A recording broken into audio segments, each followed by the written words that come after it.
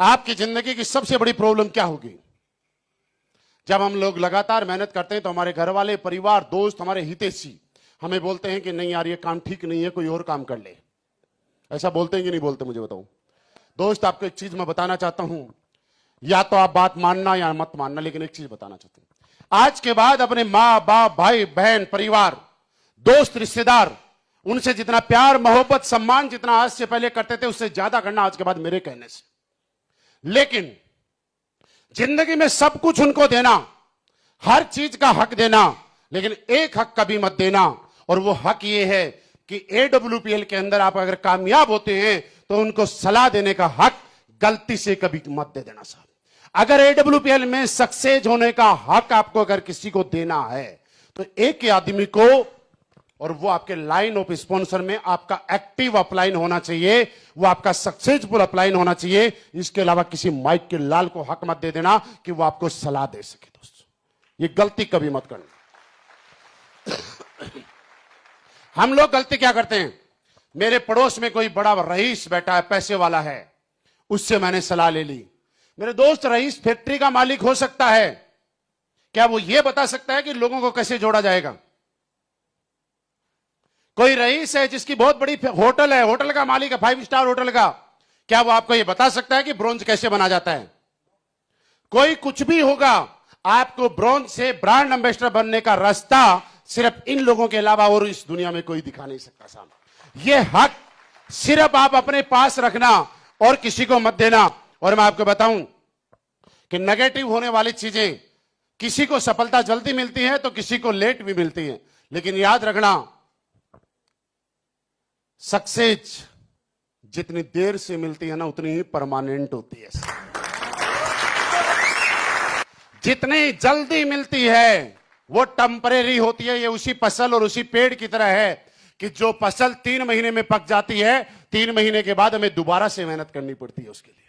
लेकिन जो पेड़ 6, 7, 8 साल में फल देना शुरू होता है, उसके फल और उसकी छाया हम और हमारे बच्चे भी खाते हैं। आपको अगर समझना है इस इंडस्ट्री को तो ऐसे समझिएगा। डायरेक्ट सेलिंग इंडस्ट्री वैसे ही है जिस तरह से हम लोग एक पेड़ लगाते हैं, और आपके घर के बाहर जब आप पेड़ लगाते हैं तो शुरुआती दौर में उस पेड़ के चारों तरफ दीवार करनी पड़ती है, छोटी छोटी मिट्टी की, जिससे उसे पानी डाला जाता है। किया होगा ना आप लोगों ने। उसके बाद भेड़, बकरी, कुत्ता, गाय, भैंस, उनसे बचाने के लिए लकड़ियां लगानी पड़ती हैं। बारिश से बचाने के लिए भी आपको बचाना पड़ता है, सर्दी से भी उनको बचाना पड़ता है, किसी बोरी से आप ढक देते हैं। ऐसा किया होगा ना। गर्मी में, सर्दी में, बारिश में, सबसे आपने उसको बचाया होगा। गाय भैंस से बचाया, केर की। जब उसमें कीड़े लगने शुरू हुए तो आप कीटनाशक दवाइयां लेके आए और उसकी जड़ों में आपने डालने का काम किया, उसकी पत्तियों पे आपने स्प्रे करने का काम किया। 3 साल, 4 साल, 5 साल तक ये लगातार आपने प्रोसेस फॉलो किया। 5 साल के बाद जब वो पेड़ बड़ा हो गया तो आपको उसमें पानी डालने की जरूरत नहीं है, क्योंकि उसकी जड़ें इतनी मजबूत है कि अगर 1 साल लगातार भी बारिश नहीं आएगी तो वो अपने दम पे खड़ा रहता है कि नहीं रहता।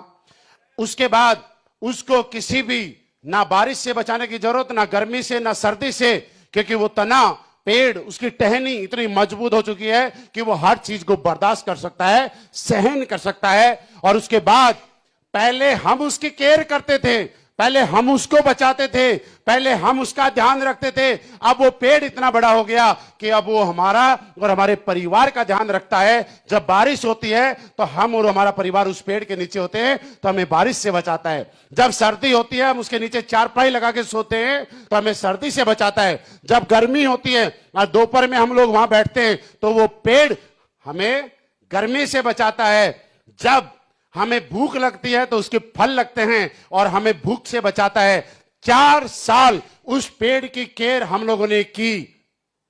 हम लोगों ने उसको बारिश से भी बचाया, कुत्ते बिल्ली से बचाया, भेड़ बकरी से बचाया, और 4 साल के बाद अगले सालों सालों तक वो पेड़ अपना कर्जा चुकाता है और वो जिंदगी भर के लिए हमें और हमारे परिवार को बचाने का काम करता है कि नहीं करता।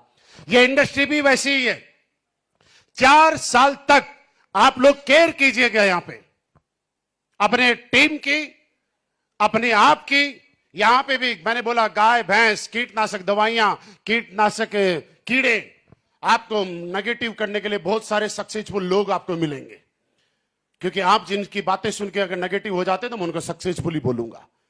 ऐसे ऐसे सक्सेसफुल लोग मिलेंगे, आपको मिलते होंगे। मैं कई बार फ्लाइट में जाता हूं, कई बार एयरपोर्ट में बैठा रहता हूं, कई लोग खाली टाइम के अंदर बात कर रहे होते हैं, यार ये सरकार तो बड़ी बेकार है, क्या हालात कर दी अर्थव्यवस्था की, संभाले अर्थव्यवस्था नहीं संभल रही है, कितनी अर्थव्यवस्था बढ़ गई, खराब हो गई, महंगाई किस कदर बढ़ रही है। इन लोगों ने तो पिछले 8 साल में देश को बर्बाद करके रख दिया।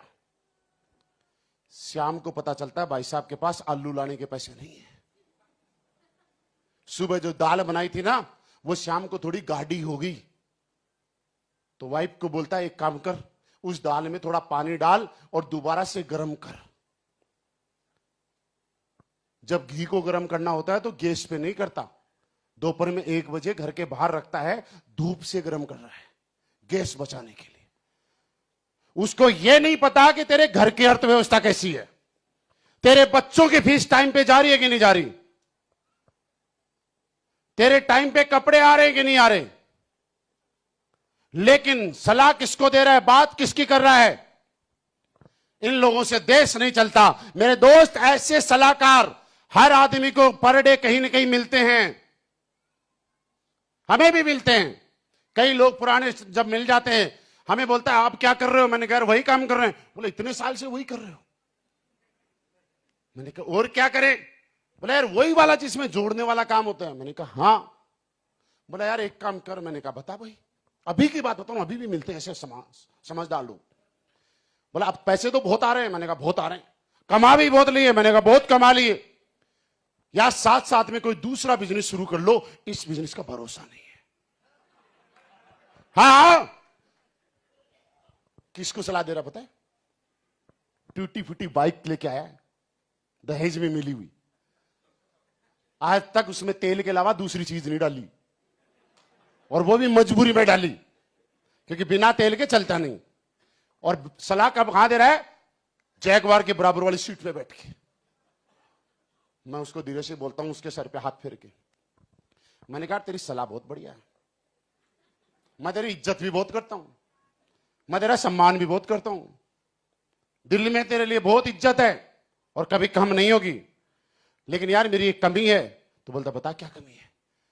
मैंने कहा मैं सलाह देने का हक उसी को देता हूं जिसकी औकात मुझे सलाह देने की होती है, बाकी किसी को मैं सलाह देने का हक नहीं देता। यार एक जैगवार वाले को एक आदमी बाइक पे आ रहा है और वो सलाह दे सकता है क्या?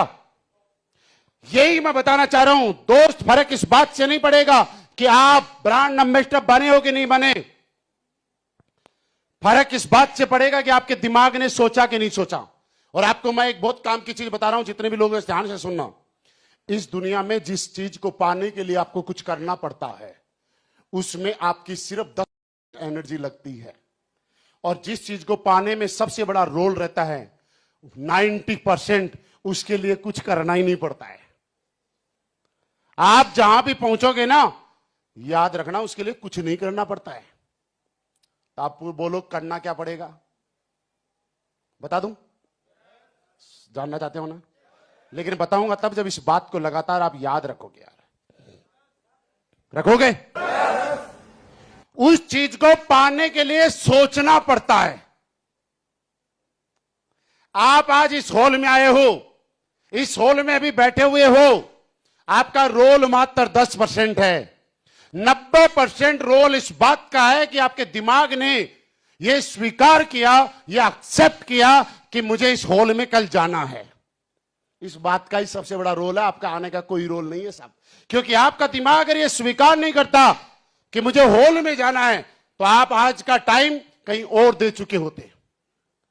आप प्लान देने भी जा सकते थे, रिश्तेदारी में जा सकते थे, बर्थडे में जा सकते थे, या घर में सो भी सकते थे, लेकिन आपने ये काम नहीं किया। इसका मतलब आने में जो रोल है वो आपका नहीं है। आने में जो रोल है वो आपके थॉट प्रोसेस का है, आपके दिमाग ने स्वीकार किया। वैसे ही मैं बोलता हूं, यहां पे जब